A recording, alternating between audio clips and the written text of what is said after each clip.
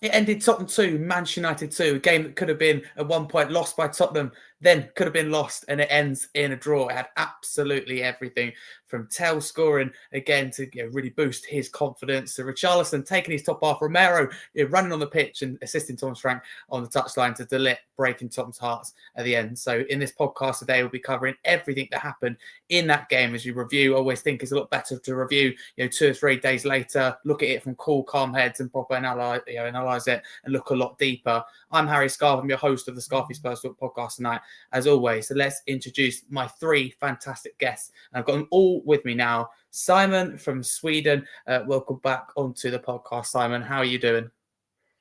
I'm good, actually. How are you guys doing? Hope you're... I'm very good, thank you. Yeah, thanks for coming on. A pleasure, per usual. Always good to have you, but it should be a good one. Thank you, Simon. And Nige, welcome back onto the podcast. How have you been doing? Yeah, I'm good. I'm surprisingly quite upbeat about Spurs. So, yeah, big up Harry and big up Simon and Kevin too, and everyone in the chat. Oh, good stuff. Thank you very much. And Kevin, it's been a little while, but it's great to have you back. How have you been? Yeah, I'm really good, thanks. Yeah, thanks for having me back on. I'd echo what Nige was just saying there. I think I'm kind of quietly optimistic at the moment about how we're going to do this season. So looking forward to getting stuck in. Should be good. Thank you for listening on YouTube. Please do like if you like this bit of content in particular, but subscribe as well if you're new. Thanks for all the support. And if you're listening via audio, so podcast platform, please drop a follow and a 5-star review. Let us know where you're listening from and what time of the day too. And a shout out to our 5 partners. We have 5 non-paid partnerships with the Kitman, Everything Spurs Discord, Dan Gay Support Services, In the 290, and Tottenham Programme Collector. Into the game then. So the Spurs started 11 before the game. For anyone that didn't see it, so Vicario was in goal. The back 4 was Porro, Romero, Van der Ven, Spence. A midfield of Paulinho, Sarr and Simmons. An attack, so a front 3 of Johnson, Moani and Richarlison. Then substitutes, you've got Kinski, Danso, Udogie, Roswell, Bentancur, Odobert, Tell, Scarlett, and then also that one, Kramaric. So, Nige, can I start with you? What were your thoughts at the time on the lineup? Anything that maybe stood out to you? I've got to be honest, I didn't overly disappoint me. I obviously disappointed Kudus didn't start. I understand why he played Richarlison. I think United are a physical side, and especially defensively. And I thought maybe he played Richarlison for a bit of extra physicality up front. I kind of get why he plays Spence as well, because obviously you got to remember he knows Abuemo well. So maybe he thought Spence could keep him quiet. So overly not massively surprised. I would have liked Bentancur to start, but kind of feel Frank's in a little bit of a damned if he does, damned if he doesn't at the moment, because so many are calling for either Bentancur or Paulinho, and then when one of them doesn't start, he still gets moaned at. So it was okay. I was reasonably happy with it. I think you're right. Damned if you do, damned if you don't. It absolutely does feel like that. Thank you, Nige. Kevin, I want to ask about like Paulinho and Bentancur, because you only saw one of them start this game from the start in Paulinho. Did that surprise you? Because of course we're used to seeing them, aren't we? Double pivot. We've seen that a lot of home and away, but we didn't see it from the start in this game.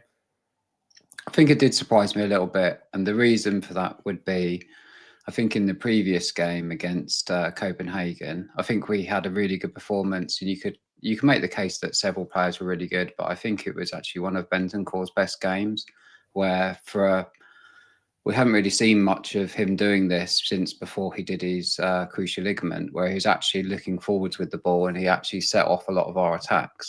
So I thought Frank had got into his head and trying to get him to progress the ball more. And for that reason, I was expecting him to start against Man United, considering he'd gone with that in most of our games this season. But it did surprise me quite a bit that he chose not to play him.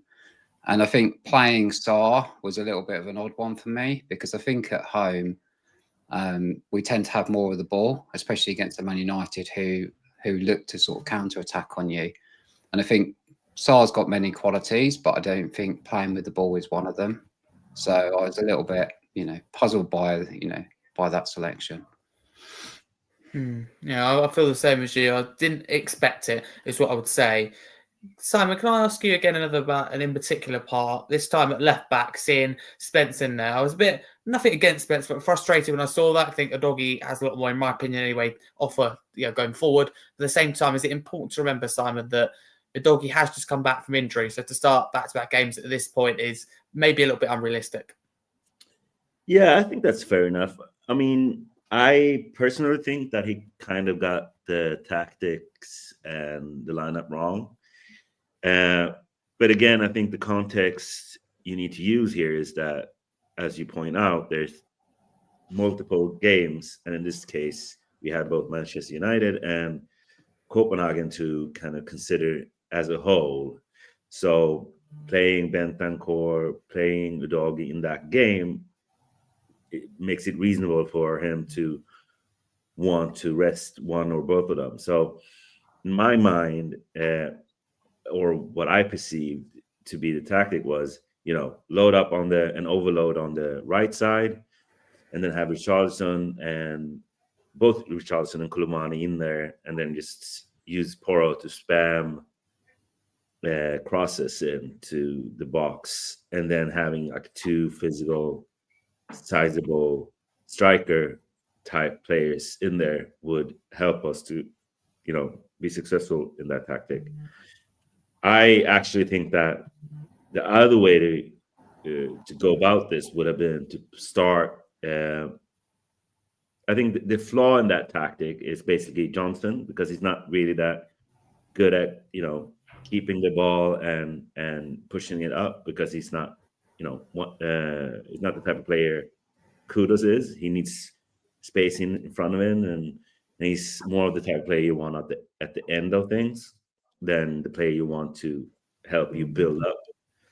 So I would have preferred, him switching it up, playing Sar and in that game, and then saving Udogie and Bentancur for this game, and then basically going Udogie and Odeberg, and focusing instead on overloading on the left side using Xavi, Udogie, Odeberg. We've seen how successful that's been. And then, so I wasn't really a fan, and I thought we looked like we struggled. I think the big difference from the Copenhagen game and this game kind of highlights an issue we've had, which is when teams press us really aggressively, man to man, high up on the pitch, we struggle a bit, and Copenhagen didn't do that, which made it easier for us to build up and to keep the ball and to be successful. We played we played a lot more through Xavi, for example. And as I pointed out before, like, if you want to see the best of him, you need to give him a lot of touches, and you need to keep him involved in the game. And I think that's been one of the things that we've seen improve throughout these two games. And we saw it again against Manchester United. We built up in a 3-2. We played a lot more through Xavi. But what the issue we still have is in the final third. I think this is the fifth game in a row that we've only registered like below 0.9 XG in the Premier League. So I thought it was a mixed performance, and I think the lineup had a lot to do with it. And we saw how we improved when he made some changes in the second half. We will get there eventually. No, I feel the same as you, Simon. Thank you. A lot would say it's a more attacking lineup. There's some things that I didn't quite like too much about it. I totally agree with you. Nige, can I come to you then? And on to the first goal of the game, which came in the 32nd minute, went to United, the visitors, through Brian Mbeumo. I mean, would you say that the goal was coming? It just felt, didn't it, like the first 5-10 minutes before that United were pushing a little bit and that we're starting to give the ball away? I think it was one of those first half when neither team, there wasn't a lot of quality on either side, to be honest, but the better quality probably come from United going forward. But even their goal for me just felt like catalogue of errors from Spurs. Sarr at the back trying to pass it instead of just clearing his lines, started it off. I just think we kept giving the ball away. And then obviously when the ball come in, Porro gets caught underneath it.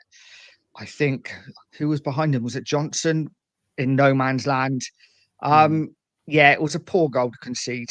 I think Spurs could have avoided it. But these are the types of goals we concede. You know, we are so much better defensively on the whole, but we still concede sloppy goals, in my opinion. I think maybe Vicario could have done better. He didn't seem to move. Whether he was caught flat-footed or not, I don't know. But yeah, it was just a weird goal to concede. Yeah, very weird and very frustrating.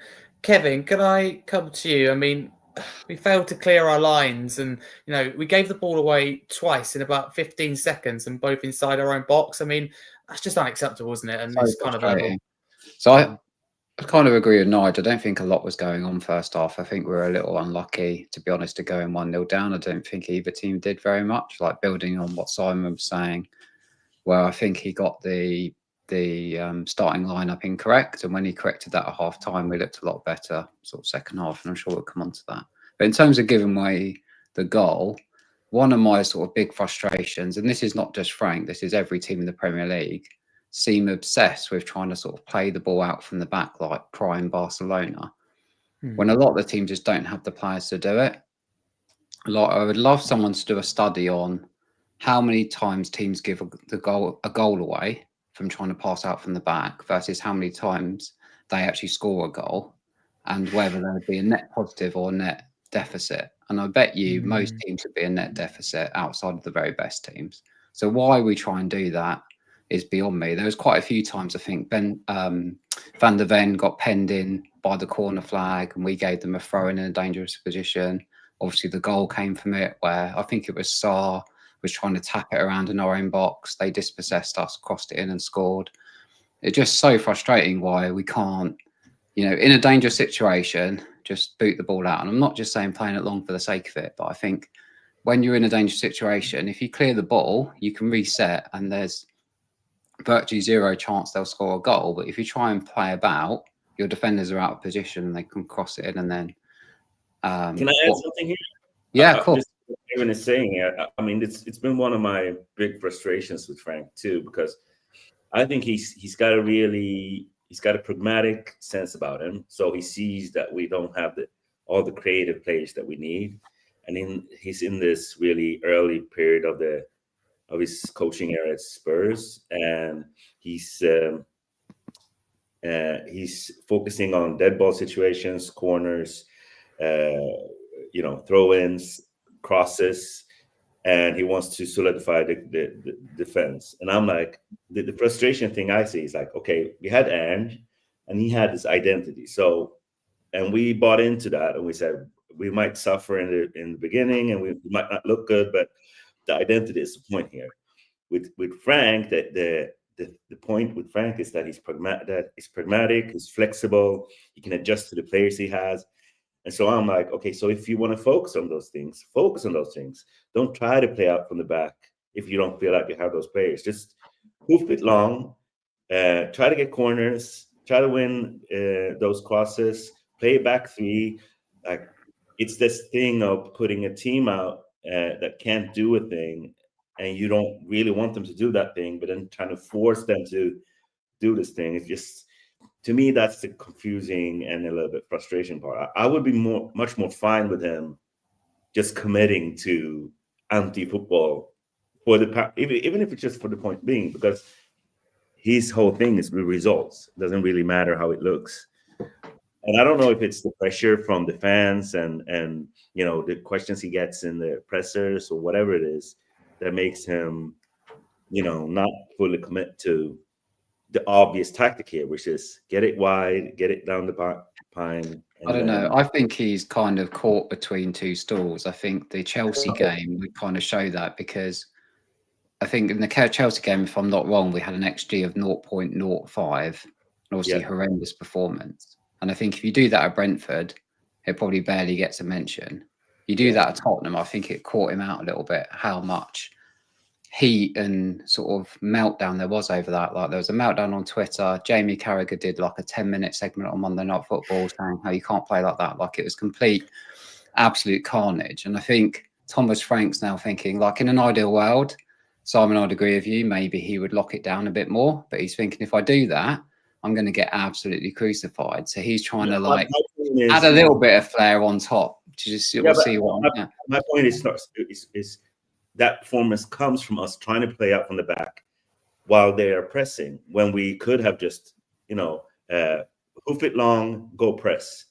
So I think like our inability to play any type of football comes from him trying to do something that I think a lot of fans would admit might not have the players to play.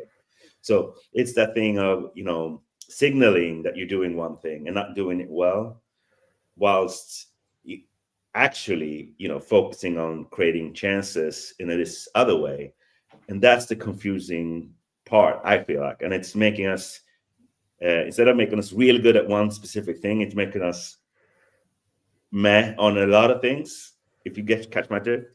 That's why I kind of, this game was the first game I really felt like, oh, if he had better players, what he's trying to do now would work better. Like if he had Kulusevski, Solanke, just those three players playing the way we did now when he's fixed the build-up structure, it would have looked totally different. So I actually felt like even if we struggled in that first half, it was the first time I felt like he's doing the right things, but he doesn't have the players to execute it, because Richarlison and Johnson were giving us nothing in that first half. Well, we are missing about 85, 86 goal contributions from last season, having sold Son and having the likes of Maddison, Solanke and Kulusevski out injured. But Kevin, I want to get back to an earlier point, because you mentioned, didn't you, about how you want to know that kind of data in terms of playing up the back. Well, a friend of mine and also like a thumbnail designer of the team has done a little bit of research. It's Alex Murdoch. He said that he's just researched that 1 out of every 4 to 6 games, the team gives the ball away for a goal. So it directly results in a goal, which is quite a bit. So if you think about it, let's just use the lowest one there. So every 4 games, at least once you give them the ball away, which leads to a goal. That's catastrophic, really. I wonder how many that would be if you wound that back 20 years, what that stat would be, when teams never used to do this. Because it's only really since Pep Guardiola came in that everyone's tried to copy it. Yeah, it's a very, very good point. It would be a lot more. Well, when we're on this subject, how do you guys feel about the league right now? Like, because I think how we play is a subject. Like, we can't just look at it in isolation. I think it's part of how the game has progressed. So, can we get at the end, when we finish the review show, can we come back to where we are on the table and the thoughts so far? Is that all right? I've got a segment planned, if that's okay. You're getting ahead of it. We forget the United review and move on. But no, Sam, I will stick with you there and ask you about the goal that I'm talking about, United's first of the game to break the deadlock, because it was Brian Mbeumo and he was unmarked in the box. I mean, how do you view that for you? I mean, there was only one player in the box at the time and in a dangerous position anyway, and they're unmarked. It's catastrophic, right? Yeah, I mean, that whole section, that whole part, that whole, what's the word? That whole... episode, I know what you mean. That episode, exactly, was just a mess. I think Sarr tries to hoof it. No, he's trying to pass it short. Van der Ven is not, he's expecting him to hoof it, so he just gets a foot on it. He gets to, who gets it? Who gets it? And what Manchester United player gets it in the end? Who's the crosser? Ahmed Diallo, I think it was with the cross. Diallo, exactly. And Spence and Johnson are there, but Spence and Richarlison are there, and nobody presses him for the ball, so he's got space. He gets it in, and Porro totally loses Bueno behind him. And Johnson is just there, he doesn't get to it. So kind of felt like one of those Ange goals where we were really poor in the box specifically, like we didn't know who to mark, who's marking who. And we saw a lot of those goals where the crosses came behind Porro and he didn't know what was going on. And actually, we'll get to it, but both goals were us missing, not marking the man who got a head on it really close to Vicario. So it looks like Vicario could do better, but I think both goals, I'm a Vicario defender, and I'll just put that out there, but I think both goals are pretty hard for him to do anything about, because the fellow is standing like a meter or two in front of him. So it's really hard for him to react to it. So yeah, it was just a mess. It'd be fair to say. Thank you. And then United were 1-0 up at the break. as well. And also we talk about that first half, 29th minute, Johnson got a yellow card, 34th minute, Romero got a yellow. So in terms of discipline in that first half, but after the break, moving on to that second half, 46 minutes, and literally coming out the second half, substitution was made. On come Odobert for Moani. Nige, what was your reaction at the time? Obviously, not knowing, which we'll get into in a little bit, the context around this. Were you surprised, happy, frustrated? I was livid. Probably like most Spurs fans. Like, what are we taking Moani off for? Let's take Richarlison off. He's been awful. But obviously, we learn later on what happened. But obviously disappointing regarding Moani. But got to say, Odobert, I've been saying it now for a couple of weeks that he's slowly starting to improve. And every time he plays, he's impressing me a little bit more. And there's no doubt that second half against United was his best performance so far for me. He did look good. Yeah, I'm with you on that. I've got a piece planned on Odobert later because he really impressed me. But like you said, Nige, it's not something that's just been in this game in recent weeks. He's really, for me, stepped it up a notch. So thank you. I'm glad you brought that up. Kevin, I'm going to get into it now. Kyle Moani, I mean, it doesn't sound good. Of course, I never like to get too much into rumours and gossip at this stage, but it looks like he's going to be out for a good few weeks. So not good, isn't it? And I've got to ask the question, in terms of what do Tottenham do? Is it a case of you unfortunately have to, you end his loan if he's out for, let's say, 8 weeks or longer? I don't like to have to ask this question. I think he's shown some good signs, but the reality is he's here for a year and 8 weeks, is a big chunk. So how do you view that? Do you think it's something that Tottenham will look at or consider? Do you mean in terms of the January transfer window? Yeah, in terms of unfortunately ending his loan. Yeah, perhaps. I think it's been. I feel a bit for Moani because I think part of it is when we brought him in. I think we were in. I don't know all the details, but I think it was a little bit last. Deadline day. We were panicking.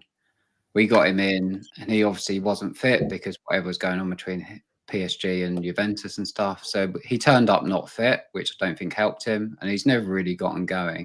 Like in the Copenhagen game, I think he was, starting to get into it. And then it's unfortunate that he's got injured so quickly. And I think it probably is a really good sort of summation of where we are as a club. I think we've mismanaged our transfer strategy for quite a few windows. And the whole number 9 situation really epitomises that. Because I think we've got Solanke, who before he came to Spurs, I think he played every match for Bournemouth for a whole season. And then since he's come to Spurs, he's been in the treatment room the whole time. And even when he plays, I don't think he's Tottenham level centre forward, which is probably a different topic. Richarlison has been on and off being fit. We know he's had these problems off the pitch. So I guess we're probably going to have to give him some games, but when he gets the ball, he misses more often than not. So I think in terms of Moani, if he's not fit in time, then I could see us going out into the market. There's rumours that we're after Ivan Toney, who I think would do brilliant for us. I think he's just the type of player we need. And obviously he's got the Frank connection on. Frank knows how to get the best out of him. But I really think in order to progress as a club, we need to find a centre forward who can actually put the ball in the net. Because we're woefully short at the moment. I would actually go as far to say, as to all the centre forwards I can remember from supporting Spurs, this is the worst set I can ever remember. Like going back to the good old days, we always had like Lineker, Defoe, Keane, Berbatov, Kane. The list goes on and on and on. I think none of the players we've got now are like fit to lace any of those players' boots. And I think when you talk about that with Spurs fans, the first thing they say is, "Oh, they work hard." Like Solanke works hard. It's like, I don't care how hard my number 9 works. I want him to score some bloody goals. So, I think it's a bit of a sad indictment. I think Frank's actually can feel a bit let down by that we haven't really got anyone who can play up front. So he's probably going to have to make do with Richarlison. Maybe give Scarlett some minutes. He looked quite promising against Copenhagen. At least he'll run his heart out. But yeah, it's going to be quite hard, I think, for Frank to manage that up until January. You make some good points, Kevin. Can I briefly touch on what you mentioned with Ivan Toney, because I find that interesting, and just purely for the sake of playing devil's advocate, I agree with you that he's the profile of kind of striker we need, that established number 9, because he's going to score your goals, no doubt about it. But Is it right for Tottenham? We talk about this, Frank, and he said it himself in his own words, just quoting him here more than anything. He has a no dickheads policy at the club. Ivan Toney, of course, the betting scandal, but then refused to explicitly apologise for what he's done, and even hinted that he didn't see a problem with it and would do it again. So, what do you view on that? Do you think he's the right person for the dressing room, even if he's the right player? I mean, I don't know if I'm really sort of in a good position to judge that. But what I would say is if Frank's got that policy, as you just mentioned, he still played him for Brentford. I think he brought him back off that betting scandal. If I remember rightly, he scored quite a few goals before he went off to Saudi Arabia. So if Frank's not got a problem with him, then neither have I. So if he's going to judge him on that. But I don't really see that there's too many other options that I would know about that we'd be able to get in January. So even if he was a stopgap for 6 months to get us through to the summer, he's 100 times better than anything we've got at the club. So I would definitely take him. No, good answer. Thank you, Kevin. 67th minute then, Spurs made a substitution. On come a doggy we will speak about absolutely a little bit later. And off went Pedro Porro. Simon, so many times, me or you come on this podcast, we speak about Porro and big him up, because I think he's fantastic. But I've got to ask, unfortunately, in this game, what do you make of his performance? I didn't think it was his best game at all. Nah, it was pretty horrible. I think Porro, Richarlison, and Johnson had, horrible games, to be honest with you. But I agree with you. I mean, the amount of minutes he's played, I think he has to be, with Vicario, the guy that's played the most minutes for us.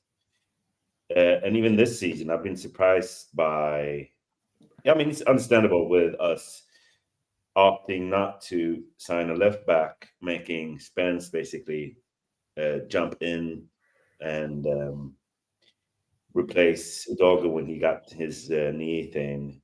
It's been understandable that Porro's been forced to play as much, especially also with Davis getting injured. But I actually expected him to get more rest, because he was definitely overplayed. He's been overplayed the last 2 seasons. And Frank heavily relies on his crossing. I mean, it's a basic feature of how we play.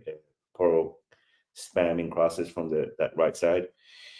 And now also when he's opted to build with the 3-2, Porro is that right-sided, the right-sided guy deep, who with Romero and Van der Ven. I mean, I didn't like the sub.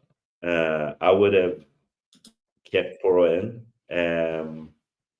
just because I sometimes get annoyed at this thing that we're doing right now, where we either attack from the right side or the left side.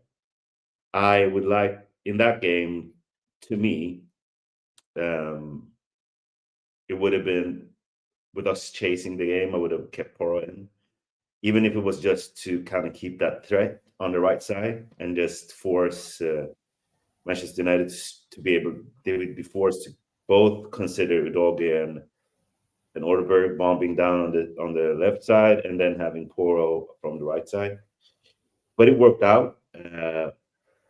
We still got 2 goals, but by the force of Orderberg and Tell, who were both brilliant, by the way. But he had a poor game. But I think, like, considering how much he's given us and what a staple he's been for this club, I was okay with it. But it wasn't surprising he went off, but I wasn't a big fan of it either. Okay, I think you summed up nicely. Thank you very much, Simon, for that. In the 75th minute, then, Spurs received another booking in the game, and it went to Yao Polinia. In the 79th minute, Spurs made a double substitution. On come Bentancur and Tell, and off comes Simmons and Paulinia, which was interesting. And there were boos inside the stadium. I was there as a season ticket holder inside the stadium, not really in and around me, but in the south stand to the left of me, because I see upper shelf, there was a lot of bad feeling, let's say. And it made me think back to, I think it was Nuno, wasn't it? Was it maybe that Man United game that all went wrong? I think he made a change that was very unpopular. I can't remember the exact details of it, which is frustrating. But I know there was something he'd done that was unpopular at the time. And Kevin, I'm going to come to you and give you this question. I mean, what were your thoughts at the time? Because there were boos. I mean, is that something you like to see? Is it something you can understand? Where do you sit on that? Yeah, I was there as well because I'm a season ticket holder. I was surprised by the boos. I wasn't one of the people that booed. I think you should always support the team, and that's just each to your own. I'm not going to criticise anyone for booing, but I think the way I support the club is, whilst I'm there, I try and vocalise my support and cheer the team on as much as I can.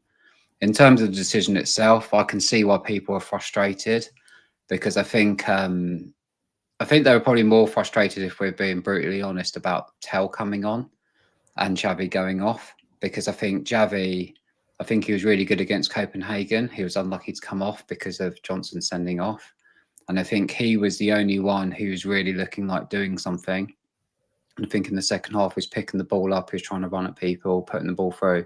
So I think bringing Xavi off was part of the boos. And my honest opinion was Tell coming on was the other part of the boos, because we're going to get on to, how he performed when he came on, which I actually thought was really good.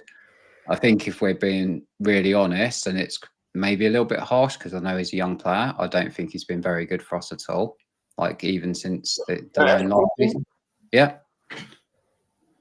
As someone who's not in the stadium, and I know you guys probably go every week, the boos, like how much thought is actually, because it actually goes into it, because it feels more like this mass consciousness where everyone feels this certain way about the game and about the tactics and the coach and where things are going. And so it's this communal sensitivity towards certain things. And so yeah, I think it's the way of people showing frustration. It kind of fuels itself because a few people start booing, they see, Xavi going off, and then everyone's frustrated. So they're like, oh, this is this is the way I can get it out.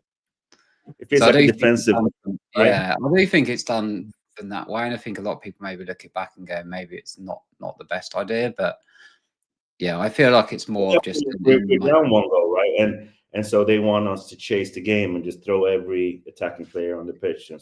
Exactly. Or am I? Yeah, and I think as well for Spurs, obviously, Xavi's like you'd call him a typical Spurs player, wouldn't you? Like someone who gets on the ball, beats people. We don't have many of them, so to bring him off, I think that was, what drove the frustration. And I think that's what I was going on. And that's underbuilt by how people have felt watching the games, and especially our home record. Yeah, and I think at that time, obviously, it was 0-0, and we were actually doing okay second half. I thought we made a few chances, and I think Xavi was doing quite well. So they're probably thinking, why are you bringing him off? That's crazy. And like I said, on the other side of that, I was just going on to say, I don't think Teller's been that great for us, and that's not me beating on a young player. I think the fact that we have to rely on him as much as we are really speaks to how poor our transfer strategy has been, because someone like a Tell really should be a bit of a fringe player, play him in the Carabao Cup, bring him on occasionally. But the fact he has to play as much as he does, I feel sorry for him. But on the flip side, when he has played, up until actually, ironically, on Saturday, I don't think he's been very good for us at all. I think he seems like he's so low on confidence. I think against Doncaster, he actually missed the ball a couple of times when it was squared across the 6-yard box. He ran past the ball. Obviously, he's technically much better than that. So I just feel like he was in quite a bad sort of space. I don't know, mentally, confidence-wise. So we really need to try and look to turn that around. And obviously, booing is not really going to help with that. So, do you think it has anything to do with, and Nige, do you think that this has anything to do with Frank too? Do you think it's an indication of a lack of trust in the coach? They haven't gotten, they don't know what's this. I feel an ambivalence towards Frank at this point. It doesn't mean that people dislike him, but they just don't know really how to feel about and trust. Because I feel like if you trust the coach, you don't boo decisions. I just think it's our home form over the last 18 months. We're not playing like this away. Fans don't boo away from home. It is literally the frustration at home. The fans seem to be okay to me. I mean, I don't go to a lot of games either. The fans seem to be okay to me until we concede, and then the frustration starts. And I think because we've not got those players up front that maybe a lot of fans would like, that we are quick to get on their backs. And I think you're absolutely right, Kev. I think a lot of it was the fact that Xavi went off. I actually think a lot of it was the fact that Richarlison was still on there as well. I think maybe a lot of fans were expecting Richarlison to come off for a towel. But yeah, it is bad that the fans are booing. But trust adds patience, right? And it seems like, because I saw it, or my perception watching the Chelsea game felt like the fans were trying to get behind the team, and then at one point when Chelsea scored, it just in a second it just went away, and people got really frustrated. Yeah, definitely. Thank you, all of you, for that. Nige, can I stick with you as well before I've asked you a question? 84th minute, Spurs equalised to make it 1-1 through the guy I was speaking about, Matthias Tell. I mean, he had the instant impact in this case. I mean, nice turn and shot in your view? Yeah. For me, it's a sign of a player with confidence, right? Usually a player back to goal, maybe lay it back to somebody else, but the fact that he took it on, and to me, if you look at it, I've seen the goal like 5 or 6 times. Every time I look at it, it seems more of a shot of anger, frustration, maybe that he's not getting a lot of game time. And yeah, it was a good fit. It took a deflection, but I think it might have been going in the other corner anyway. It was a good strike, and fair play to him. He held, I think it was Maguire off, wasn't it? He held Maguire off well, showed a bit of strength, and smashed it in. So yeah, fair play to him. Like I said, I'm not Tell's biggest fan, but again, as Kev said, he is young. Let's not get in his back too much. And it was a good finish. Let's see what he can do going forward, because it looks like he may be in the Champions League squad in January now. The thing that What I do you like make of that? It wasn't a cross. It was actually a winger passing into the box. I mean, most of our goals have been, either crosses or corners, but this felt like an open play goal where a winger took on his man, passed low into the penalty spot. It looked kind of like an end goal, but it was. My whole point is it was an open play, two talented players creating something from nothing, which I thought was something. Thank you. Nige, before we move on from Tell, you mentioned then, you're right. I think with the rules, from one he's out, which looks like he will be, and will probably be taken out, and Tell will come in. Do you see that as a positive thing? Like, will Tell look at that and go, I've got a point to prove now in that competition? Or do you think he looks at it the other way and goes, look, you left me out of this, I'm not as bothered? So how do you think he's going to view it as a player? It's a difficult one, isn't it? I think it's one of them. How would you feel? I mean, if it was me, I'd be like, well, he didn't really want me before, I still don't see him getting a lot of game time, even in Champions League. I think it'd be Richarlison and Solanke, because you would hope Solanke would be fit by January. I don't know. It's a difficult one. It's up to him now, isn't it? When he gets his chance, because he is going to get some chances now with Moani being out. It's up to him to take a case in the team, and hopefully he does. Because as much as I don't rate him, I hope he shuts me up and scores lots of goals. Hopefully he does, shuts us all up and does really well, and then we know that's a great thing. Fingers crossed. But Kevin, can I ask you on this goal, which is the equaliser at the time? I mean, how much do you think the deflection makes a difference? I mean, I looked at it and thought, it does make a difference, but I still think it could be going in anyway. What do you reckon? Yeah, maybe it did. I think the credit to him though, for taking the shot on, because I think, like we've sort of talked about, it felt to me anyway that he's been really low on confidence, and that's kind of shown for probably even going back into last season now. So it really surprised me that he sort of took a touch and just swiveled and hit it. So I hope that's instructions that Frank and the coaching team have been giving him, saying, look, I just want you to take a touch and just shoot as much as you can. Because he also did that against Leeds, actually, didn't he? Which was another deflected shot that went in the net. So I think if he can sort of do that more, because he's actually got quite a powerful shot on him. Like, I'm not like comparing him to Jermaine Defoe, but the way he kind of unleashes that shot with a lot of power really quickly sort of reminds me of Defoe a little bit. So I think if he can sort of just take a touch and whack it quick, then that might be maybe something that can unlock a bit of confidence, and he could start scoring a few goals, because we're going to need him to step up now if Moani's out, for as long as they're saying he is. So if he can come in and sort of start, taking a shot, then perhaps he can score some more goals, because I think in the past, if players play with fear and they don't even have a shot, then you're never going to score doing that. So you always miss 100% of the shots you don't take. So if he can start trying to sort of take a touch and hit it without thinking, I think he might start to get a few more goals for us. Well, let's hope so anyway.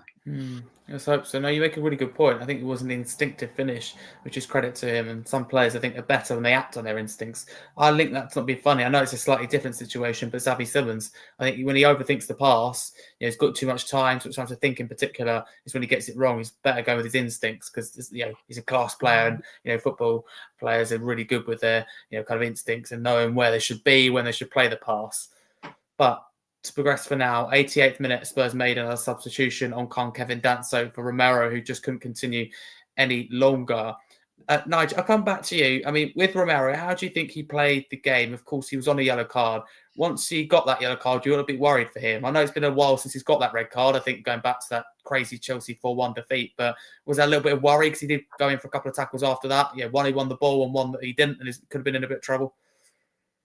Yeah, he still concerns me every game he plays, especially in the bigger ones. I think he was a wild challenge in the first half when he just broke out of defence just to side the man down. I thought there's no need for that at all. He's our captain. We need him calm, and he's just anything but that at times. For me, listen, I love Romero. I think he's a top player, but you can tell quite early in a game if he's going to have one of those games. And I thought, for me, you could tell quite early that it was going to be one of those games where he was going to be on the edge. Always seems to be just for national break as well. But I don't know. I thought he did okay second half. He calmed himself down a little bit. But yeah, first half was a bit of a concern. And he was lucky. There was one tackle in the second half when I think he took someone out from behind and run away sheeply. But yeah, it's Romero, though, isn't it? It is, absolutely. I mean, there's a comment there, and big up to Spies Diehards. I was on there the other day. They say Romero has 4 yellow cards, 1 more, and a 1-match ban. Simon, I mean, when you used to come back on the podcast last year, we spoke a lot, didn't we, about Romero, in terms of him being careful and also maturing and, taking that vice captain's role and not doing these type of things. We all, we were both in agreement, weren't we, that he commits less fouls and more sensible. So, but in this game, do you think he was, kind of walking on a tightrope at times? Nope. I mean, I'm his biggest fan. I think it's as close to a perfect central defender you can get. I agree that he's an aggressive player, and I agree that he plays on the border sometimes, but I also think that's why we get the good stuff too. I think it's part of the same. It's one of those things where with great power comes great responsibility. So I think he's definitely a player that is aggressive, is front-footed, will make attackers feel him. I think sometimes he's a little bit more aggressive than he needs to be to make a point and to kind of put the fear of God into some players. But in this game, I didn't really see him playing in a way that I felt was problematic. I do get that he's not every fan's type of player, and I definitely feel like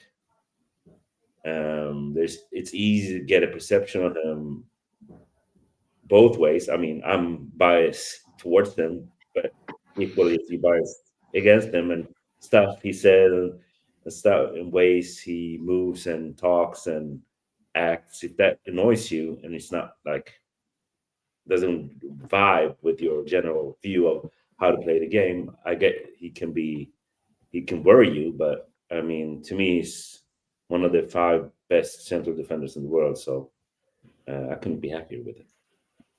Good. No, I've agreed with a lot of what you said there. Thank you, Simon, for that. There was 6 minutes of additional time then after the 90 was complete. And in the first minute of that stoppage time, so the 91st minute, there's another Spurs goal. I mean, wow, didn't see that coming at some points in that game. But 2-1 Spurs, Richarlison with the goal.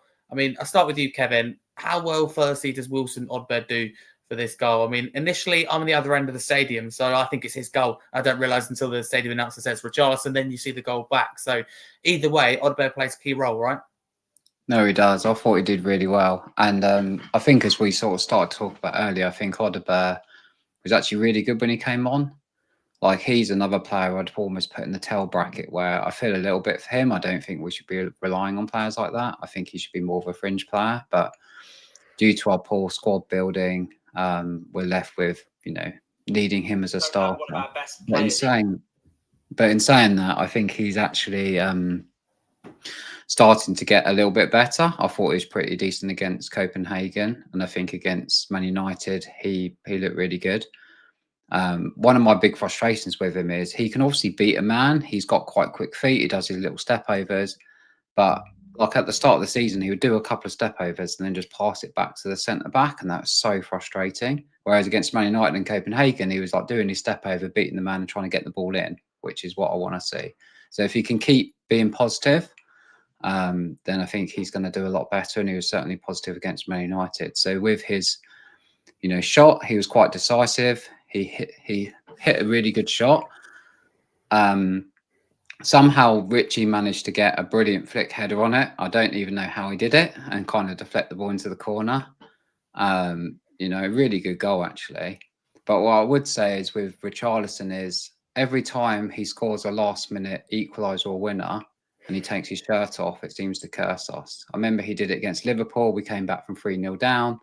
He scored the goal to make it 3-0, took his shirt off, and then I think it was Jota, rest his soul, went and made it 4-3. And then again on Saturday, he took his shirt off, did the whole pigeon thing, and then Man United go and equalise. So I think, like Richarlison, if you score a last-minute winner or equaliser, just leave your shirt on, so you don't curse us. But I think Odberg, coming back to your question, did really well for the goal. I like the fact he was positive. I like the fact he had a shot, from the edge of the box. Really frustrates me when we play around with it and don't shoot. So it was good that we, he took that shot, and it was actually a really decent shot. So, really happy with that. Thank you, Kevin. Nige, I mean, celebrations were wild at this point. How did you feel at this moment? It was one of them. I was almost like a little bit embarrassed because it's like, whereas we probably didn't deserve to lose, I don't think we deserved to win either. So it was one of those. It's like, oh my God, we've got our gel here.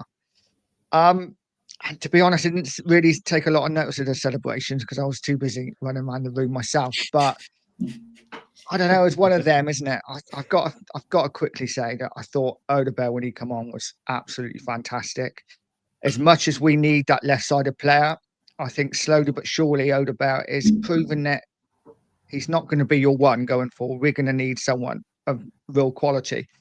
But suddenly now, if say we sign a Lookman, suddenly if a Lookman's out, I'm not thinking, oh, it's Odberg.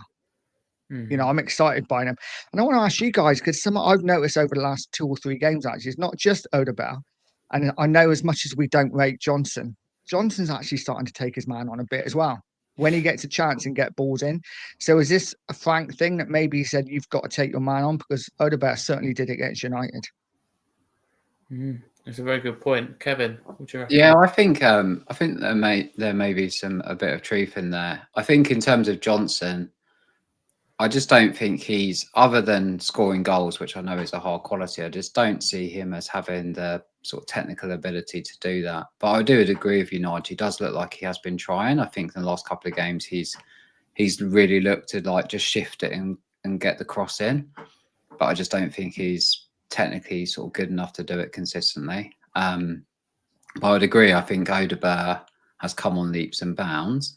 But I'd also agree with you, Nige, that I think we need to sign a first choice left winger like a Lookman, and then have Odberg as a backup. And I think that would be a much better way to, balance the squad out. And I think if we did that, you would see us be a lot more exciting going forwards as well. Because like I mentioned a couple of times, I don't think it's really fair to rely on or expect a lot out of players who are like 19, 20 years of age to perform every week. I think we should have an established player in that position and then have Odberg as the understudy. coming on in the end of games. Sorry, Simon. No. I'm sorry. I was the one butting in. I thought you were at the end of your sentence. I was just going to say, people need to remember, Tell and Odeberg are 20 years old. They're younger than Scarlett. They're younger than Alpha Divine. So how we view them and what we rate, the scale we rate them on, is directly correlated to the lack of quality we have, the lack of starting quality we have. The fact that we are relying on two 20-year-olds to produce at the level of Son or Kane or Kudos even is ridiculous, right? I mean, it's not about them. I mean, I get why people, I mean, what can people do other than rate them on their contribution in terms of assists and goals and being effective, because they're starting, right? And these are real games that people pay for, but it's ridiculous that they're put in that situation. I think we knew this in the summer and we complained about it at the end of the summer window, but it's become abundantly clear that players like Richarlison and Johnson, as much as we like them, and I like them both, having as inconsistent players as them, like, it's hurting us, and it's putting more pressure on players like Odeberg and Tell to produce at a level that shouldn't be expected of them. They should be understudies. They should be coming in, and we would be talking about them in a totally different way. We saw that talent and that potential when we didn't need to rely on them to save us throughout these in games like this. So I think, like, us having a quality left winger, a quality striker that could rotate with Solanke and with Odeberg and Tell and with Kudos, that would totally change how we view these players. And I think there was a time when having inconsistent players like Richarlison and Johnson made sense, because it's not that they're bad players, that they're very specific players. Like, if you have a game where you need a player that's really good really good in the air, you want Richarlison in there, but he doesn't work in 10 other types of games. And Johnson is great at getting at the end of things, but he can't play in every type of game.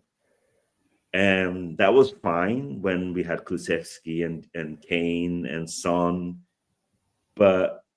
and we didn't have Odeberg and Tell, but now we've brought other type of players in, and now we can't really carry players like Johnson and Richarlison, who combined costs 120 million, when we can't rely on them to consistently produce and contribute in any type of game at any type of level. So I think this is really like a long-term issue that's becoming clearer and clearer to me. You make some really, really good points. We could talk about that all day, I think, and how we need, more quality, let's say, in attacking positions. But it makes some really good points there, Simon. So thank you. And a great question raised originally by Nige. But I want to progress for now. 92nd minute then, Spurs received another yellow card through Kevin Danso, and he just, after coming on, gets himself in the book. I haven't read out, by the way, the Man United yellow cards. They've got quite a few as well. I'm focusing on Spurs today. But 96th minute then, ouch, this hurt. 2-2 all of a sudden with De Ligt's goal. Nige, I'll come back to you. I mean, I don't always like to use very, very strong vocabulary, but this is shocking marking, isn't it? And I love to blame zonal marking, but it seems to be actually this part of the pitch, there is man-to-man marking. I think it's the wrong player on De Ligt in Johnson, though. Yeah, it's crazy. Probably United's biggest player, and we stick Johnson on him. I don't get why Danzo or Van der Ven wasn't on him, but again, it was another goal that could have been avoided in the first place from the fact we could just give the ball away in midfield. I think Bentancur picks it up, has a chance to calm things down, just relax, progress with the ball. He doesn't. He tries to pass it out quickly. We lose it, and we don't get the ball back again then until United score. Yeah, disappointing to concede from a corner, because we've been pretty good set pieces all season, and it was pretty much the last kick of the game, wasn't it? Again, I'm not sure on Vicario. Again, I'd like that keeper that comes out and claims everything, even if he has to take his own player out to get the ball. I'm a bit old school like that. I grew up watching football in the 80s and 90s when keepers did that. Maybe they don't do it as much now, but I would still like my keeper to be a little bit stronger there. But again, it was poor marking. And, but we also have to praise the delivery because it was one hell of a ball from Fernandes. It certainly was, yeah. Really, really a good ball in there. But you just feel like, could Tottenham have done more? I think this is our bread and butter under Frank so far, is seeing games out, but in particular defending set pieces. But it's not just the fact that we've conceded at the end and not done the basics, but it's just the fact that he's unmarked and that we get this chance so many times and he'd score pretty much 9.5 times out of 10 because the space is given that I just can't quite get my head around. But Kevin, talk to me about this goal. Vicario, I've got to look at in the keeper. Has he got to do more to command his box and keep that out? Because I personally believe he's a few yards further forward. I think he does enough to probably keep it out. But he just finds himself, I think, where he allows to be bullied in the box, then finds himself in his own net, and he just simply can't keep it out. Yeah, I'd agree. I think it's quite frustrating with Vicario because I think as a shot stopper, he's one of the best I can actually remember. Like some of the saves he makes are absolutely unreal. I remember the game against Monaco. I think one of their players had a shot from about 10 yards out. He absolutely drilled it in the bottom corner and Vicario just saved it out of nowhere. And he does that time and time again. He's unreal, like shot stoppers. One of the best shot stoppers I can remember us having. But on the flip side, when the ball goes into the box, I literally have a heart attack because he doesn't know if he's coming or going. He never seems to claim the ball. If he tries to punch it, he never really seems to get a good fist on it. He's literally like, if he's a 10 at shot stopping, he's like a 1 or a 2 at commanding his box and claiming crosses. So I really think it's a little bit of a, odd one with him. But if you look throughout the team. By the way, the stats back this up.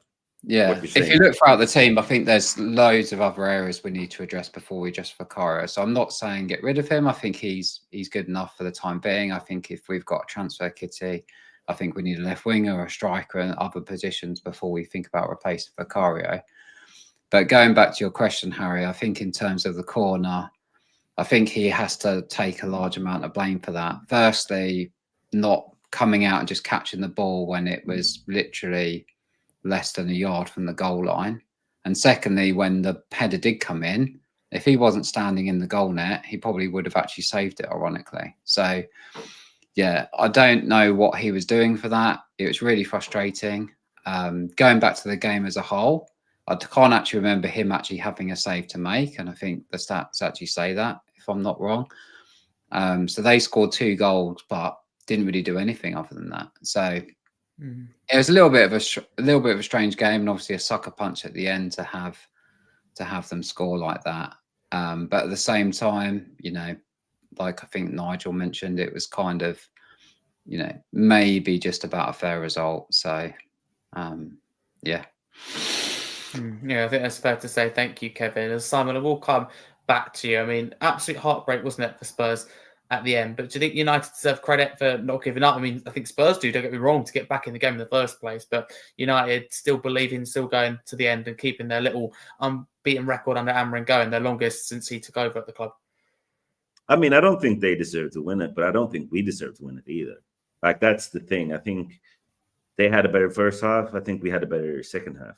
I don't think we played in a way. I think if we didn't have those 2 goals, I think chaos would have broken out because that performance wasn't that good. And I think after Copenhagen, I think a lot of us saw us playing a really good game and expected us to continue on that path. I was suspicious of that performance because it lacked the things that we've struggled with.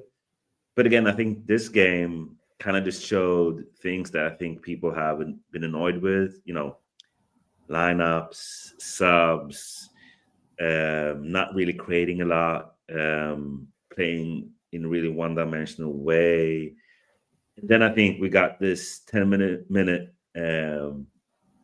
period where we had that first goal, we had that Van der Ven amazing tackle where he basically saved us, and then we had that second goal, and so that became the focus, which quickly got erased by them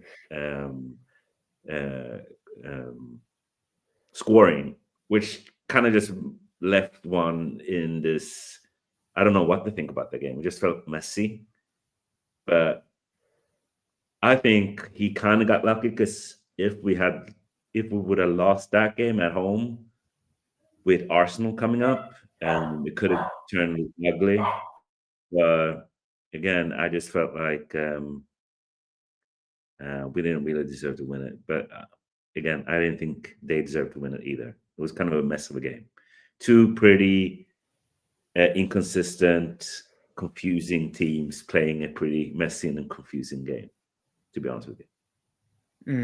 That'd be a good way of describing that. Thank you very much for that. Nige, I mean, I agree with you that maybe neither side deserved to win the game, but so close to a smash and grab victory. How much would that have meant to, in particular, Thomas Frank? 2 home wins in a week. It would have been huge, wouldn't it? I definitely would have taken the pressure off him. He's got to be feeling the pressure at home. Like I say, away from home, we're doing really well. So I don't think he's feeling it down. If you look at the overall picture, I'm actually okay with where we are. I know what we are at the moment. We are a team that finished 17th last year. And any fan is expecting us to be challenging for top 4 this season. For me, I don't know what they're watching. This is going to be a long rebuild, or maybe not a rebuild, but a long process. Frank hasn't got a magic wand. And as much as I didn't want to use injuries last season as an excuse, I'm going to a little bit because he has got some major players out this year in the attacking areas, and we're still scoring goals. So for me, I'm okay with where we are. Yes, it would have been lovely to win Saturday. But, I was okay with the draw at the end. No, I feel the same as you on that. Thank you, Nige. I mean, overall, though, Kevin, would you say it's points gained or points dropped? Because we're in complete contrast situations and different moments in that game. I mean, it did have everything that second half. Yeah, it's quite an interesting question. I think before the game, I was actually really confident. I was expecting us to win, maybe naively, but I just don't think Man United are that great. So I think we are ahead of them in terms of quality, and I think that probably showed in the game. I think, as Simon correctly put it, I think they were probably better first half and we were probably better second half, but I think we were better when we were better, if that makes any sense.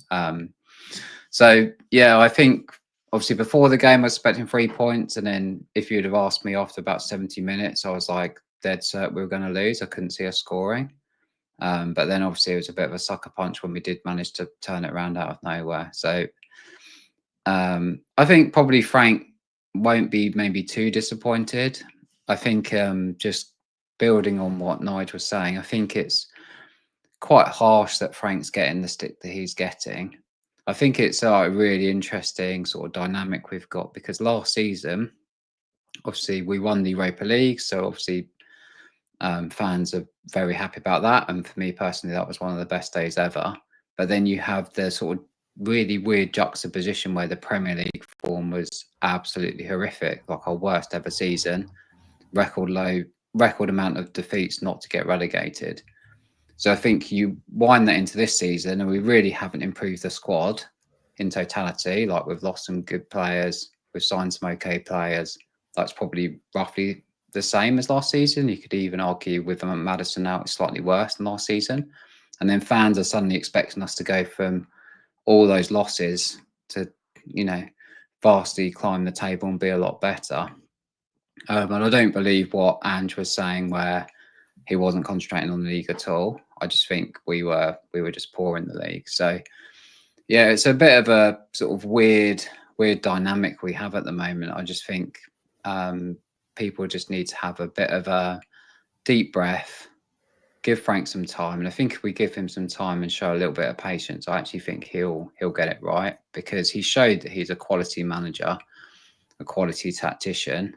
I think he just needs a little bit of time to adapt to the pressures of a team like Tottenham, where anything that goes wrong is an absolute crisis, and the amount of sort of attention and heat you get over every sort of misstep and down moment that he's probably not used to. And I think once he kind of learns that pressure and learns, you know, maybe to tweak things, maybe be a little bit more attacking at times, I think we'll start to sort of see ourselves slowly build. So I'm quite excited for the future overall. Yeah, 100%. I think still to look up. I mean, fans had to paint this image that, you know, we're down in the dumps, but I just think that's completely wrong and reactionary, is, you know, to say the least. But I want to talk about Frank's in-game management, because in my opinion, it isn't spoken about enough. And don't let me, you know, convince you in any way, but it's just how I feel. You know, he keeps Richarlison on, which I personally wouldn't have done, but, you know, he does, you know, score. You know, Doggy comes on and gets an assist. Odegaard comes on and gets an assist. So everywhere you look at it, you know, Frank's changes are influential. They have a big impact. So I think it's overall can be considered very good. And of course, I haven't even mentioned there, you know, Tell as well that comes on and scores. So overall, you know, that's really impressive. You've got a player that he kept on that scored, a player that he brought on that scored, and at least 2 players that come on and got an assist. That's not bad in game management as far as the second half goes. I mean, Nige, I'll come back to you on that. Do you think you could argue he fixed his problem, he fixed issues he created himself? But that's just the other. Yeah, I was going to say that was my question to Nige. I was going to say, Nige, do you think that you stumbled a question there that, you know, he deserves credit for that, or is it a case of rectifying and correcting those original mistakes with the lineup?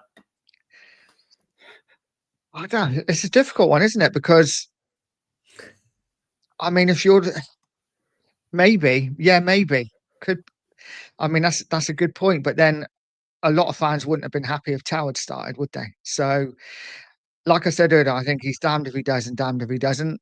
You know, he brought those subs on. I expect most fans were not happy that Tao was coming on. I expect a lot of fans were disappointed that Richarlison didn't come off. But yeah, he got lucky. I think, did he get lucky, or was it good management? I don't know. It worked for him. But, you know, there's been other games when it maybe hasn't worked for him. I think for me, the subs so far under Frank, I've been a little disappointed at. I think Xavi Simons is a bit of a scapegoat in the fact he's always coming off. And I think sometimes he should be left on. And I think that, yeah, I don't know. I just think he needs to make his subs quicker at times. I mean, he did make a sub at halftime, didn't he, Saturday, which was good, but tended to be like 60, 65 minutes before he makes a sub. And you can tell already in the first half, this isn't working. Let's change it. So for me, I'd like him to be a little bit quicker with his subs, but I think, yeah, it worked a treat Saturday. But on another day, that might not have worked. Very good points. I mean, Simon, before we move on for his in-game management, I mean, because you commented about it, I'm going to come to you. I mean, where do you stand on his subs? Because I just think this week have been amazing. Copenhagen, for me, I think those subs are perfect. We go down to 10 men. Paulini comes on, for example, gets a goal and assist. I think that's key. And, you know, as Nige mentions, you know, Simmons does come off, and I was like, oh, for goodness sake, he's just starting to impact the game. But you should be taking that out on Johnson or the referee for sending him off, because Paulini comes on and adds that stability, which is very key. And then at the weekend as well, I think we personally lose that game if it wasn't for the changes. So what do you reckon? I'm going to look here. We've scored 19 goals. Man City scored 23, Arsenal 20. Okay. My point is, what I'm going to try to get here is this. I think Frank is doing a really good job. I think he's producing results in terms of us getting points on the board, doing all right in the league with an injured squad, with him being really fresh to the club, to this new level. He's still in this phase where he's getting to know this club. So he's doing really well on the basis of results, right? And so I think stuff like him getting the lineup wrong and not is a part of him getting to know the team, how they function, who needs to be rotated a lot, who can play several games to get back to back. Him recognizing that he got it wrong and adjusting and making changes could be seen as both negative or positive. So I think, like, in terms of results, you can look at what he's achieving and say, what I've always said Frank would do, which is to raise up the floor of this team, right? So everything doesn't need to be perfect for us to be able to get something out of a game. And that's a super strength that he has. I think on the other side, and this is where I think a lot of fans probably view this as me, on the other side, I'm pretty bored. Like the games are not that fun to watch. I think attacking football is something that this fan base expects. But even if you don't expect that, I think producing an XG under 1 is, and even if you don't respect XG, it's just a representation of us not getting a lot of shots on goal, not playing a lot of the game in possession, and watching your team not have the ball is pretty boring. Not seeing your team be in and around the other team's box is pretty boring. So I think this perception he has around how he's playing this far, that it's boring. People are not really enjoying it. With that said, I think they also feel like what I'm feeling. We're seeing the results, and so we're behind him to sort the other stuff out. His big issue, in my mind, is he's got a narrative issue. Something Ange did brilliantly, and especially early in his reign, was to tell a story. This is my football. This is the identity. These are my morals. This is what we're going to be about. And when he did that, people could buy into something. And sorry to interrupt, Simon, but surely results is if football's a results-based business and he gave it away there, that Frank will be judged on the results, not in terms of we played pretty football. The issue with that is if you don't get the results, it doesn't look good. There's nothing behind it. So it just falls when the results are not there. Whilst with Ange, I think a lot of people have rightly pointed to the results after those first 10 games were not amazing. I mean, we still got 5th, but it was up and down and up and down. But I think 80% of the fan base was still behind him because there was a story he told about what we were going to be, about what we were about. So people could identify and have hope about going somewhere. And I think right now, when we're not seeing a really clear style of play that you can believe in, or he's not really selling us on something bigger than what we're seeing right now, it becomes about results. And so, what do you want him to do about that, Simon? Would you want that?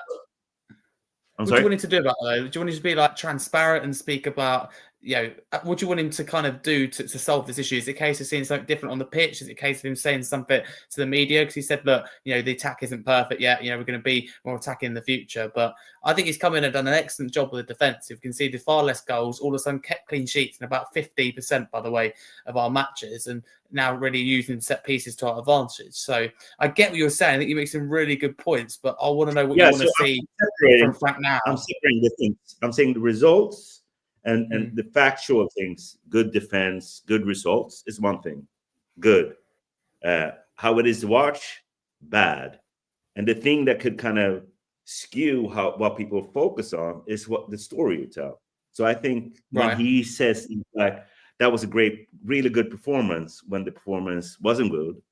Yeah, okay. That's, you see what I'm saying? I'm saying like if he was better at, this is what we're going to get, this is what it's going to look like, this is what my focus on, and shows that, I think people will have an easier time to swallow. Like if he said, I'm going to play really defensive now for 3 months because I don't have any players, then I think people buy into what they're watching.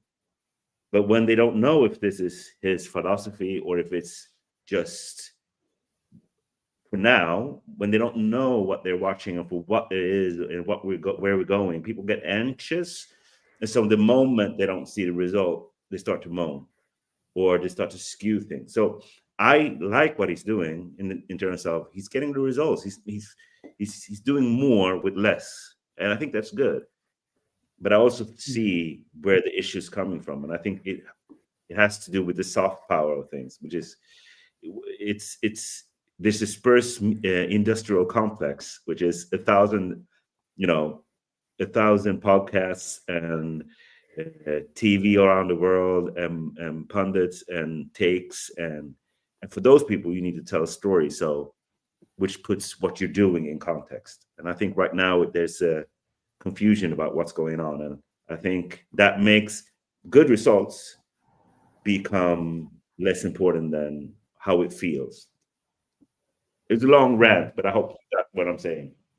No, I get what you're saying. No, I appreciate that. I mean, that's what podcast is for, to vent your views and to have, healthy debate and conversation. So thank you, Simon. I appreciate your contribution there. Definitely need to come back to that. Nige, can I come to you in case of looking at the opposition, Manchester United, and in particular the opposing manager and Ruben Amorim? Did he get his substitutions wrong? In this case, the polar opposite. Casemiro coming off, for me, something that really sticks. For Ugarte, just didn't really get up to speed with the game. Possibly. Yeah. I mean, again, I think Spurs were on top second half anyway. I don't think it was a question of the game was quite even, then no subs happened and United went downhill. I thought Spurs dominated the second half. For the most part, I can't remember United having a chance on goal. They had that one ball through, of course, which Van der Ven did really well with. Apart from that, I thought Spurs dominated the ball. I thought we had the best of the chances. So I'm not sure whether he got the substitutions wrong. I think it was a matter of time. Whereas I didn't think, I was a lot like you, Harry. I was watching the game and I thought, we're never scoring here. We could be here all day. We're not going to score. We were making chance. We were getting into good areas. We had a couple of good chances. It just felt like it might be coming. So for me, I'm not sure if he got the substitutions wrong, to be fair to Amorim. I bashed him a lot in the last 18 months, but I'll give him his dues. I'm not sure whether he got the subs wrong. Yeah, I feel the same. I mean, I think Amorim's done an okay job as of late, but yeah, I think his substitutions weren't all that, let's say, in the game. But I just go tell you what, Kevin. I'll come to you. I mean, do you think there's something was said at half time? Because under Frank, and I could be wrong or turn a blind eye, but I can't remember seeing such a big improvement from one half to another. And I'm not going to big us up here or anything because we started the game really poorly in a game that we had to start well. But it's chalk and cheese. It felt like the first half to the second, more than I don't think United got worse. Put it that way. I think Spurs just got so much better, and that changed the game. So, what did Frank say? Do you reckon at half time? Yeah, I'd agree. I think that was the sort of biggest contrast that I can remember of us improving at half time. So, I mean, obviously, we will never know what Frank said, but he obviously got stuck into the players. And I think obviously, off the back of the Chelsea game the week before, I think Frank obviously maybe used that as fuel and sort of said, you saw what happened last week when we didn't put it in. We're doing it again this half. We need to come out. We need to show more attacking intent. And I think, to be fair to Frank, and I agree with some of what Simon was saying earlier, but I think to be fair to Frank, and we've touched on this in the podcast, I think he is quite hamstrung from his attacking options, where we've all mentioned it. He hasn't got a left winger. He hasn't got a striker. He's obviously got Kulusevski and Maddison out injured, Solanke out injured. So I think he's kind of going to struggle to play all out attacking, free-flowing football with the team that he has at the moment. So I think if you put all of that together, he's doing better. I want to say that he's doing better. I think. Yeah, and I think I'd be the first to say I think he has played with I would call it with the handbrake on a little bit too much for me, and it is frustrating for me as someone who sort of goes to the game. You know what he did? He played like this thing where he played. We call it U-ball. He played like a 4-2-4, which when we build up, everything was going wide. And he's totally changed that. Now he's playing 3-2, and we're looking to have like 2 10s in the middle. And so you're seeing us have much more play in the center, and we see it in the pass maps. Think as well. I think football fans are so impatient these days. I mean, I remember when Pochettino came to the club, we weren't that great for sort of 3/4 of his first season, but slowly we started to improve. And I think we just got to give someone at least 2 seasons, I would say, unless it goes catastrophically wrong, just to see what he can do. Back him in the transfer window, keep backing him, keep seeing what happens. I think if you look across football, all of the teams that have the most success do that.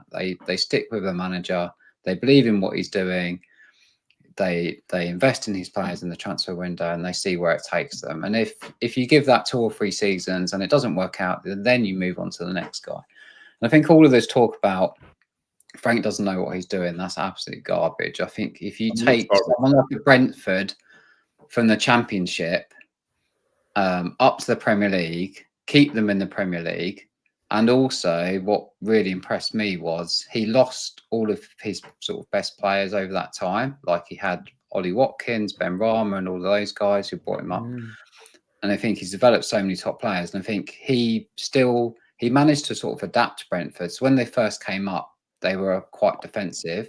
He did what it took to sort of stay in the league.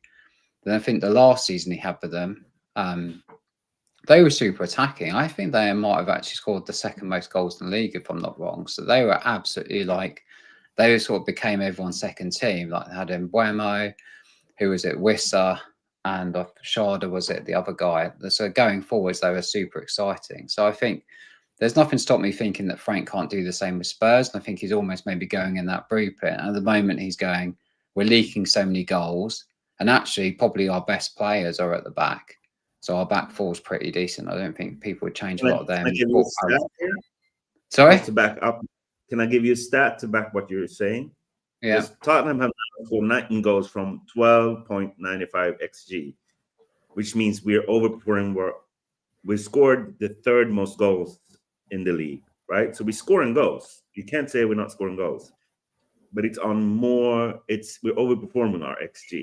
Overperforming, yeah. You like to think that you think Frank average has that would always- average down again over time. Yeah, but no. But this is my point. Frank has always overperformed his xG because if you look at those coaching meetings, his whole thing with the cross, and I call it spamming crosses or whatever, but he's really data focused. So he looks at where on the pitch is the best way, where he should cross from, where should the cross land, where should the place be.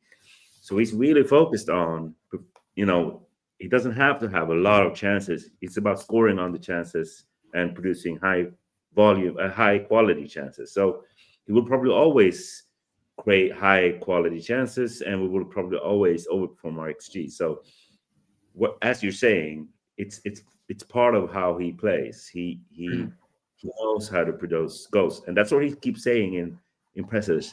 Every team I've had have always scored a lot of goals, and that's true. That's how he plays. Exactly. And I'm really quite optimistic that if we give him sort of the next few transfer windows, I know if we're going to come to talk about it, but the kind of whole Lewis kids who kind of claiming that they're new ownership and they're going to spend loads of money on the club, if they sort of throw a few millions his way, which you think they're probably going to have to do to try and sort of appease the fans, then I think we could have a really good sort of end to the season, and next season we could really start to become quite strong. But if fans lose patience and keep booing at home games and sort of oust him, then we're just going to be back at square one again. So I really hope that we stick with Frank.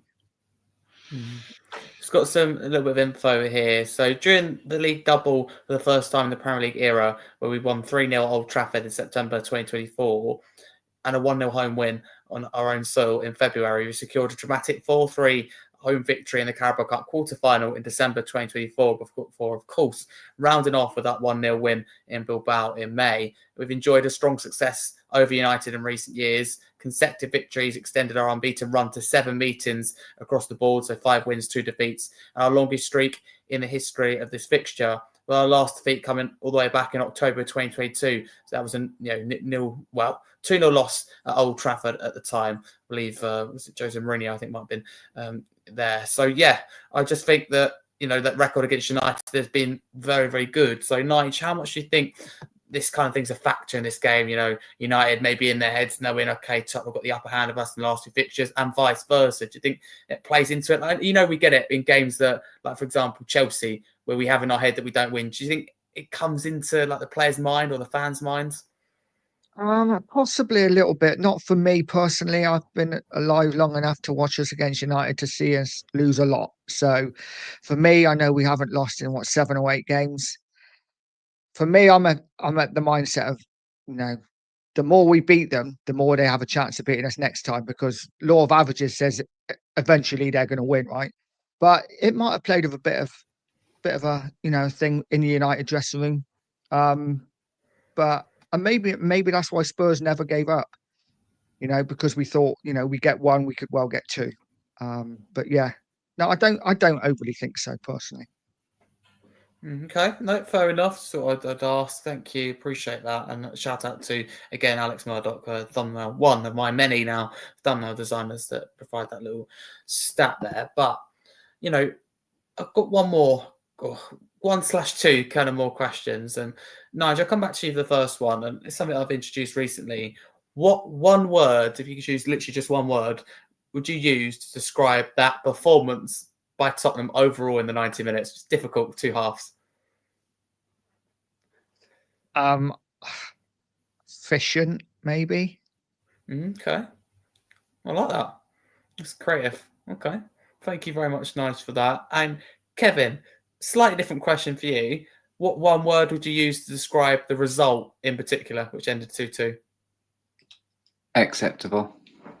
Oh, I like that. Nice. I'm thinking frustrating, but at the same time, you can't get across the word frustrating that in the end, you probably take that considering we were losing. So incredibly, incredibly difficult. But before we get on to it being the international break and whether it's fallen a good time or not for Spurs, I want to get all your man of the match for the game. And it can be a Tottenham player or it can be a Manchester United player. Kevin, I'll start with you.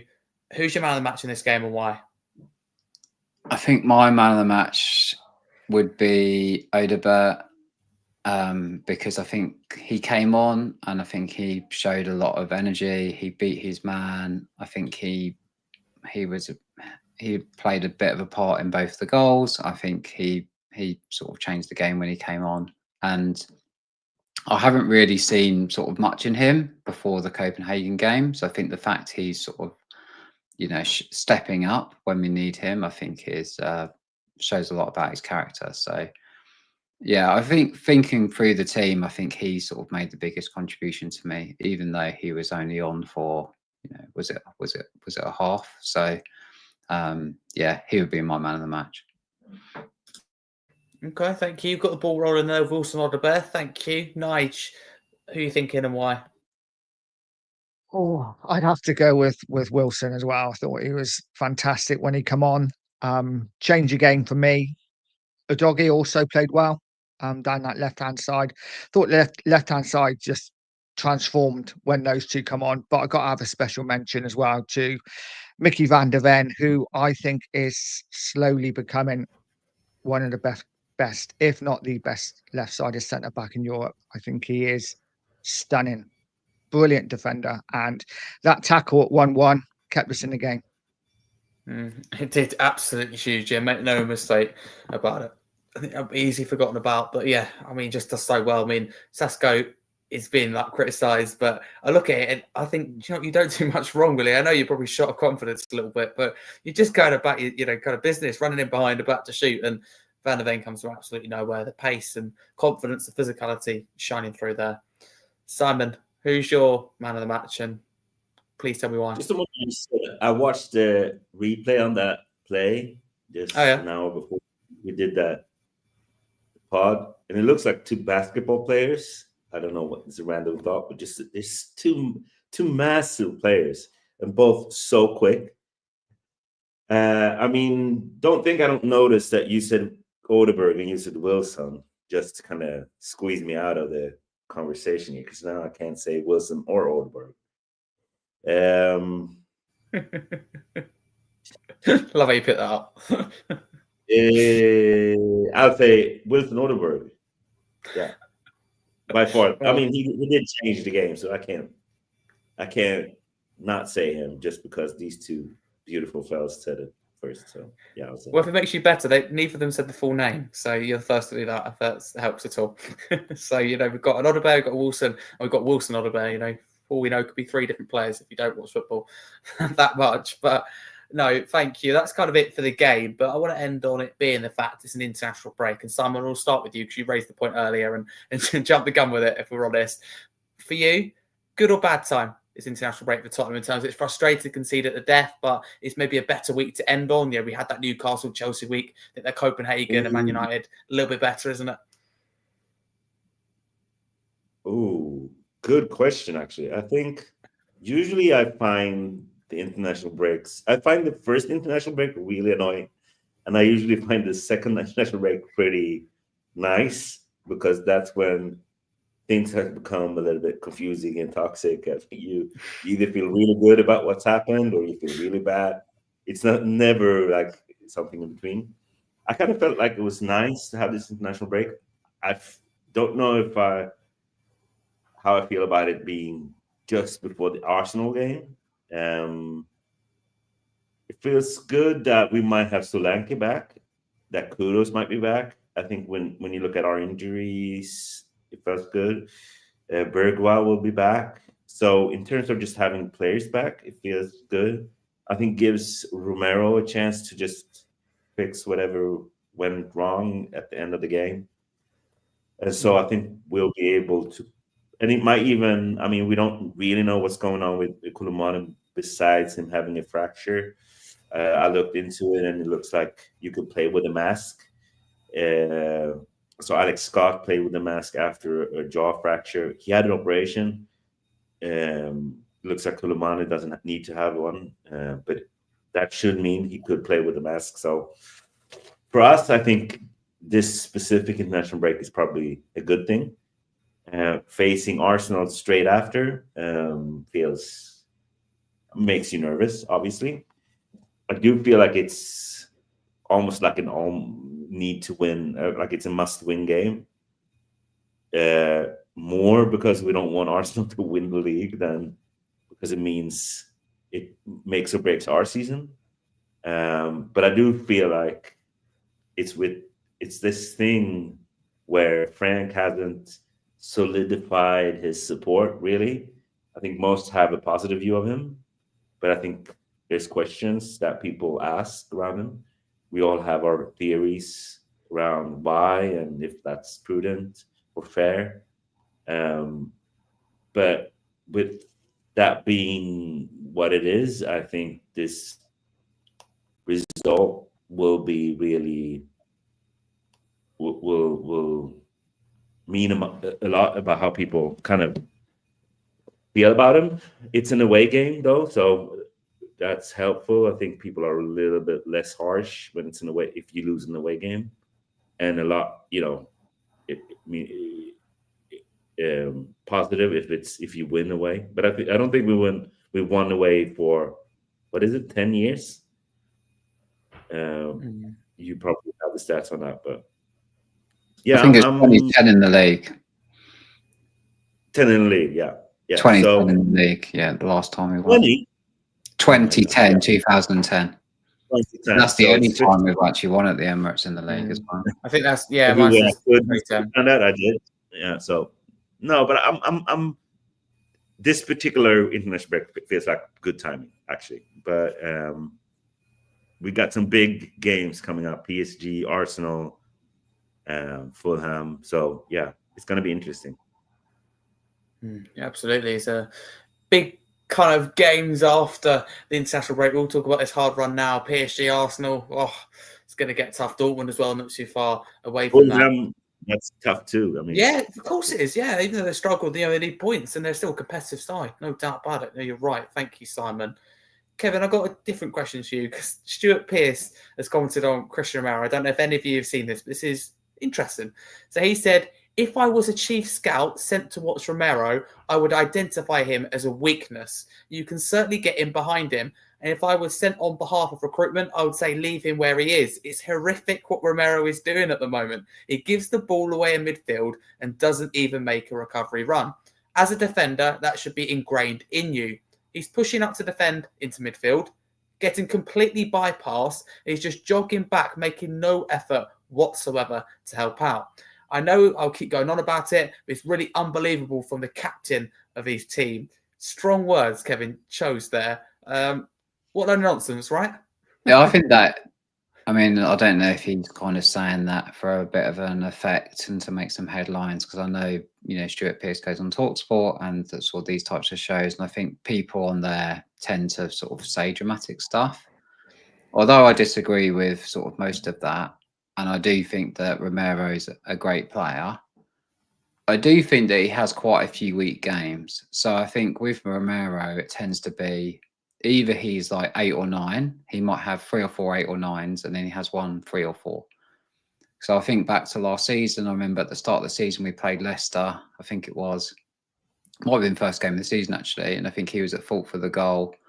Then we went to Brighton, 2-0 up, lost 3-2, and I think he was at fault for 2 or 3 of the goals there. And I think he seems to have like, he's obviously a completely brilliant player, and when he's on it, and he's always on it in the big moments, to be fair to him, like a final, you don't want anyone else, or a big game, you don't want anyone else. But he seems like against maybe some of the lesser slides, he's like, it's so easy for him. He's almost like he just switches off at times and loses his man. So maybe that's what sort of Pierce is alluding to, because I do sort of see him have a few more off games than probably he should for a player of that sort of caliber. Okay, good stuff. Thank you very much. And Nige, end with you. Any players in terms of Tottenham players, of course, that you're interested in seeing in the international break? Maybe players that are on loan or are still our players.